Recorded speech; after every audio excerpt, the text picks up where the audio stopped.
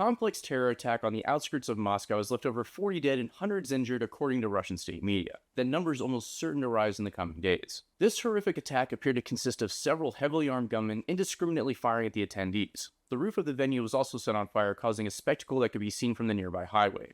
Russian blogs and media have shown a confusing mix of reactions, some trying to paint this attack as a Ukrainian operations and others as some sort of Western plot. Kyiv quickly denied any involvement in the indiscriminate slaughter. The reality is that it appears to be an Islamic State operation, perhaps ISIS-K specifically according to US intelligence, the Afghanistan branch of the deadly and notorious group. Russia is no stranger to terror attacks by religious fanatics, but the difference is that where in the aftermath of previous attacks, the dictator of Russia could step in and use the tragedy as a way to consolidate power and project strength by lashing out against those responsible, this time it looks like Russia's suffering from one more body blow after Putin did a victory lap on television after winning the presidency with an absurdly high re-election tally.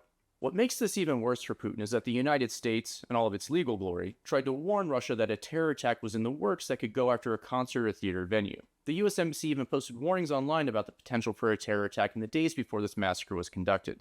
Because despite the fact that we're in a bloody proxy war with Russia, we aren't in an actual war with them, and warning a country of an impending terror attack targeted at civilians is something that a democratic nation, which at least attempts to keep a moral high ground, does in order to try and realize their own lofty ideals. It's not quite clear if the Kremlin will decide to accept reality and blame the Islamic State for the attack, or if they'll try to turn this into a US covert operation executed by Ukrainians or something like that to try and rally the shell-shocked Russian population, which has endured a mutiny, a fascist incursion, Ukrainian missile and drone attacks, economic sanctions, conscriptions, and the curtailing of personal freedoms all in the last few years. It's also possible that this terror attack will be one more wildcard thrown at the Russian state that to this point seems relatively immune to destabilization.